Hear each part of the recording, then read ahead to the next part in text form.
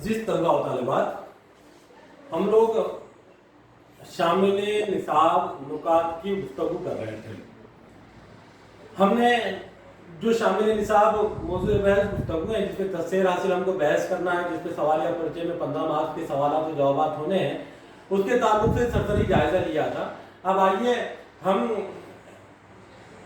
نکات در نکات تفصیلی گفتگو کرتے ہیں۔ جس سب سے پہلے نقطے پر سب سے پہلے چیپٹر پہ ہم کو گفتگو کرنا ہے، اس میں غزل کی تعریف، مفہوم۔ سب سے پہلے نقطے پر ہم کو جو بات کرنی ہے وہ غزل کا تعریف اور مفہوم ہے۔ عزیز طلبہ و طالبات، آئیے ہم دیکھتے ہیں کہ غزل اردو کی ایک مقبول ترین صنف سخن ہے، اور اردو ادب میں بہت سارا ادبیاتی ذخیرہ یہ دوسری زبانوں سے داخل ہوا ہے۔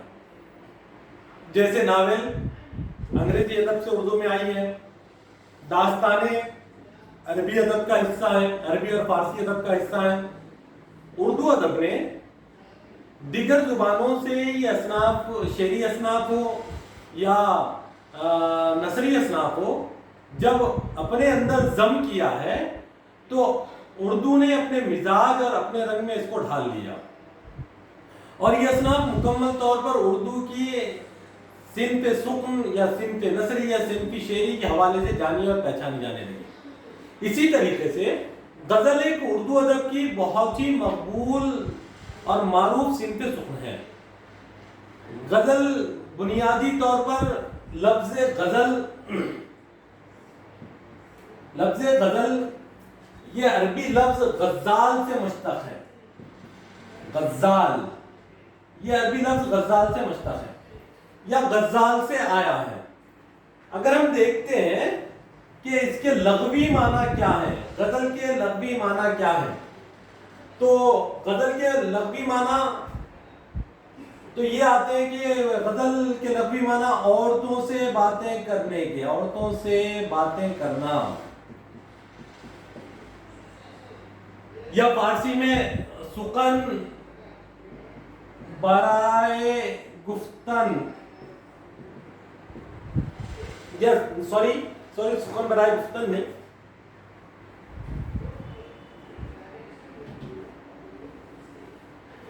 عورتوں سے باتیں کرنا۔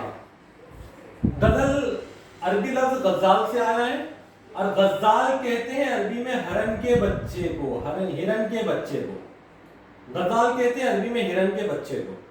اور یہ صرف غزل کیوں کہلائی، اس کی بھی ایک خصوصیت ہے۔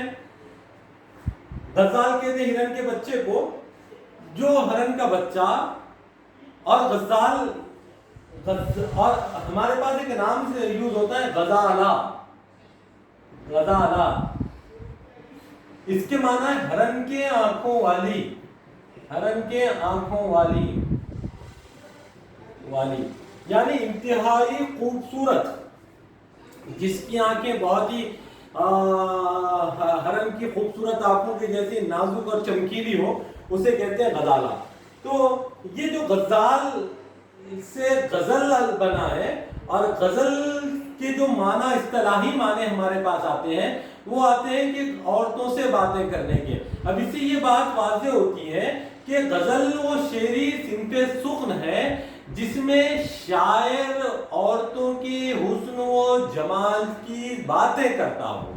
ہاں، وہ شعری صنف جس میں شاعر عورتوں سے باتیں کرتا ہو یا عورتوں کے حسن و جمال کی باتیں کرتا ہو، وہ غزل کہلاتی ہے۔ ہاں، اب اگر ہم دیکھتے ہیں کہ ابتدائی دور میں جو غزلیں لکھی جاتی تھی وہ حسن، عشق اور عورتوں کی ناز و انداز اور کیا کہتے ہیں نزاکتوں کا ذکر پر مبنی ہوتی تھی۔ اس لیے غزل کو ہم اگر دیکھتے ہیں تو ہم کو یہ معلوم ہوتا ہے، اور غزل کی تعریف اگر ہم بیان کرتے ہیں تو یہ کہا جا سکتا ہے کہ غزل اردو अदब की वो शेरी सुक्न है जिसमें शायर औरतों की बातें या औरतों से बातें करता हो, जिसमें हुस्न और इश्क को बयान किया जाता हो। और फनी एतबार से इसकी तारीफ की जाए तो ये आती है कि गज़ल उर्दू अदब की वो शेरी सिंफ है जिसके अंदर पहला शेर मतला कहलाता है और दूसरा आखिरी शेर मख्ता कहलाता है। गज़ल हम काफिया और हम रदीफ होती हैं।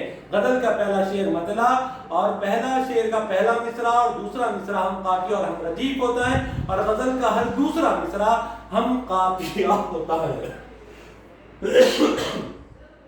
हम काफिया होता है। तो इससे ये बात वाज़ेह होती है। अगर हम एक शेर देखें गज़ल की तारीफ के हवाले से, अगर हम एक शेर देखें तो हमको अंदाजा होगा, अगर हम एक शेर देखें तो हमको अंदाजा होगा कि फिर गज़ल क्या है। हाँ, अगर मुख्तसरन हम बयान करें तो ये मालूम होगा कि गज़ल अरबी जुबान का लफ्ज़ है। गज़ल के माना औरतों की बातें करना या औरतों से बातें करना है। गज़ल उर्दू अदब की बहुत मशहूर और मकबूल मारूफ सिंफ सुक्न है, जिसमें उर्दू अदब के कमोबेश कई शुअरा कराम ने, बल्कि उर्दू अदब के हर शायर ने, हर साहिब सुकुन ने गज़ल के अंदर तबाह आजमाई की है। गज़ल अरबी से फ़ारसी में आई है, फ़ारसी से उर्दू में आई है। गज़ल अरबी कसाइद की तशबीब का हिस्सा थी, जिसमें शायर कसीदा बयान करने से पहले पहले कसीदे की तमहीद बांधता था। कसीदे के तमहीदी कलमात जब फारसी और उर्दू में आए तो यह गज़ल कहलाए, और जब वो गज़ल फारसी में आई और फारसी से उर्दू में आई तो फारसी और उर्दू में जिस गज़ल ने अपना अलग तशक्कुस बनाया, उसमें हुस्न व इश्क की बातें, उसमें औरतों की बातें और औरतों की हुस्न परस्ती की बातें हुआ करती थी। अब अगर हम आगे देखते हैं तो मालूम होता है कि गज़ल का फ़नी एतबार से, गज़ल के फ़नी एतबार से जब गुफ्तगू करते हैं तो गज़ल वो सिंफ सुक्न है, गज़ल वो सिंफ सुक्न है जिसमें काफिया और अदीब का और मख्ता और मतले का इल्तिज़ाम किया जाता है।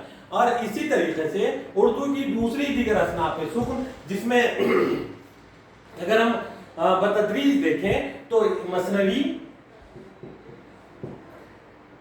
कसीदा, मरसिया,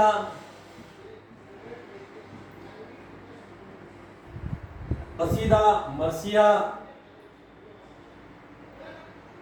गज़ल और दिगर इसके अलावा जो बुनियादी तौर पर 4 फॉर्म्स है नज़म के, गज़ल के लिखने के, नज़म के तरतीब के, जो 5 फॉर्म है, इसमें गज़ल सबसे ज्यादा मकबूल है। मसनवी अपने ज़माने के एतबार से यकीनन बादशाहों के ज़माने में मसनवी ने मंजूम दास्तानों ने तरक्की पाई, लेकिन बादशाह खत्म हुए, मंजूम दास्तानों का रिवाज खत्म हुआ, मसनवी खत्म हो गई। कसीदा ये बादशाहों की देन थी, जिसमें तारीफ होती थी बादशाह वक्त की, कसायद बयान करते थे, बादशाही ज़माना खत्म हुआ, ये खत्म हो गई।